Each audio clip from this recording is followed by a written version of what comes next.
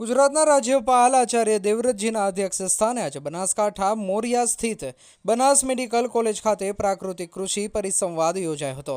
બનાસ ડેરીના ઉપક્રમે યોજાયેલા કાર્યક્રમમાં મેડિકલ કોલેજ મોરિયા ખાતે 10,000 જેટલા ખેડૂતો તથા જિલ્લાના કુલ 50,000 ખેડૂતો વર્ચ્યુઅલ માધ્યમથી પ્રાકૃતિક કૃષિ પરિસંવાદમાં જોડાયા હતા। મોરિયા ખાતે ખેડૂતોને સંબોધન કરતા રાજ્યપાલ આચાર્ય દેવવ્રતજીએ જણાવ્યું હતું કે વર્તમાન સમયમાં પ્રાકૃતિક કૃષિની તાતી જરૂરિયાત છે। દેશભરમાં પ્રાકૃતિક કૃષિને અપનાવવા અભિયાન ચાલી રહ્યું છે, ત્યારે પ્રાકૃતિક કૃષિના ફાયદા અંગે રાજ્યપાલે જણાવ્યું હતું કે આ એકમાત્ર ખેતી છે જેનાથી જમીન ફળદ્રુપ અને નરમ બને છે। વરસાદી પાણી વધુ માત્રામાં જમીનમાં ઉતરે છે। ખેતીમાં વરસાદી પાણીથી થતું વ્યાપક નુકસાન અટકે છે। ખેતીના ખર્ચમાં ઘટાડો થાય છે, જ્યારે આવકમાં વધારો થાય છે। રાજ્યપાલે જણાવ્યું કે દેશના વડાપ્રધાન નરેન્દ્રભાઈ મોદીએ પ્રાકૃતિક કૃષિને પ્રોત્સાહન આપવા માટે પ્રાકૃતિક કૃષિ રાષ્ટ્રીય મિશનની શરૂઆત કરાવી છે। દેશમાં શરૂઆતમાં 12 જેટલા ટ્રેનિંગ સેન્ટર બનશે, જેમાં કૃષિ વૈજ્ઞાનિકોને પ્રાકૃતિક કૃષિ અંગે ટ્રેનિંગ અપાશે અને આ વૈજ્ઞાનિકો ખેડૂતને તાલીમ આપશે। ગુજરાત આજે પ્રાકૃતિક કૃષિમાં આગવું સ્થાન ધરાવે છે।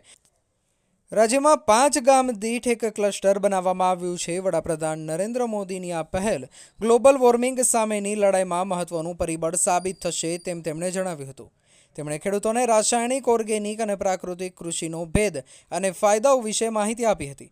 રાસાયણિક ખેતી એટલે કે રાસાયણિક ખાતર થકી ખેતી, જૈવિક એટલે કે વિદેશી અળસિયા, વર્મી કમ્પોસ્ટ થકી કરવામાં આવતી ખેતી તથા પ્રાકૃતિક ખેતી એટલે દેશી ગાયના ગોબર, ગૌમૂત્ર આધારિત ખેતીનો ભેદ ખેડૂતોને સમજાવ્યો હતો। ઓર્ગેનિક ખેતી અને પ્રાકૃતિક ખેતી તદ્દન અલગ છે। આ તમામ ખેતીમાં સૌથી ઓછા ખર્ચે અને વધુ ઉત્પાદન મેળવવા તથા એક સ્વસ્થ સમાજનું નિર્માણ કરવા માટે પ્રાકૃતિક ખેતી જ એકમાત્ર વિકલ્પ હોવાનું રાજ્યપાલે જણાવ્યું હતું। રાસાયણિક ખેતી, જૈવિક ખેતી અને જંતુનાશક દવાના ઉપયોગથી ગ્લોબલ વોર્મિંગની નકારાત્મક અસરો અંગે વાત કરતા રાજ્યપાલે કહ્યું કે આજે ધરતીના તાપમાનમાં વધારો નોંધાયો છે। રાસાયણિક ખાતર 24% ગ્લોબલ વોર્મિંગ માટે જવાબદાર ગણાય છે। જંતુનાશક દવાઓના ઉપયોગથી વાદળોમાં પાણી સંગ્રહ કરવાની શક્તિ ઓછી થઈ છે, જેના કારણે ક્યાંક અચાનક ભારે વરસાદ તો ક્યાંક નહિવત વરસાદ વરસે છે। તાપમાન વધારા સાથે વાવાઝોડા, તોફાન, અનાવૃષ્ટિ વગેરેમાં પણ વધારો નોંધાયો છે। તેમણે તાજેતરમાં અરબ દેશોમાં આવેલ પૂર વિશે જણાવ્યું હતું। ઘટી રહેલા કૃષિ ઉત્પાદન તેમજ સ્વાસ્થ્યપ્રદ જીવન માટે પ્રાકૃતિક ખેતી જ એકમાત્ર અસરકારક ઉપાય હોવાનું રાજ્યપાલે જણાવ્યું હતું। તેમણે બનાસ ડેરીના સફળ નેતૃત્વમાં જિલ્લાના ખેડૂતો ખેતી અને પશુપાલનના માધ્યમ થકી દૂધ ક્રાંતિ સર્જીને આર્થિક સદ્ધર બન્યા હોવાનું જણાવ્યું હતું।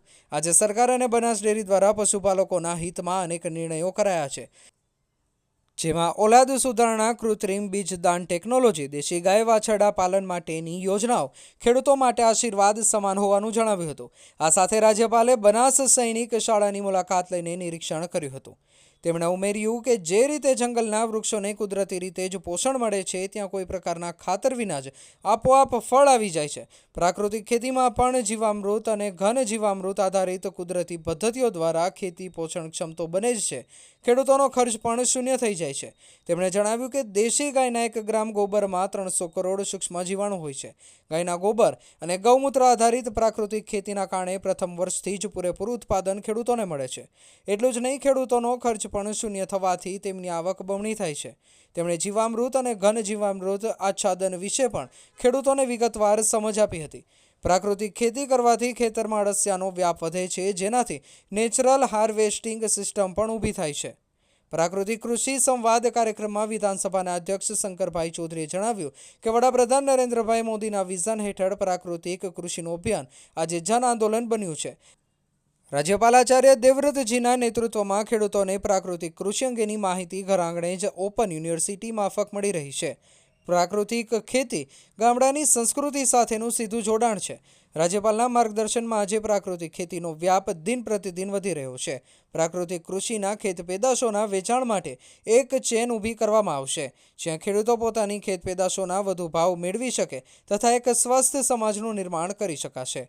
આ પ્રાકૃતિક કૃષિ પરિસંવાદમાં ધારાસભ્ય સર્વ અનિકેતભાઈ ઠાકર, સ્વરૂપજી ઠાકોર, કાંતિભાઈ ખરાડી, પૂર્વ સાંસદ પરબતભાઈ પટેલ, બનાસ ડેરીના vice chairman Bhavabhai Rabari, Banas medical કોલેજના પ્રમુખ પીજે ચૌધરી, બનાસ ડેરીનું નિયામક મંડળ સહિત વિવિધ અધિકારીઓ, પદાધિકારીઓ અને બહોળી સંખ્યામાં ખેડૂતો ઉપસ્થિત રહ્યા હતા।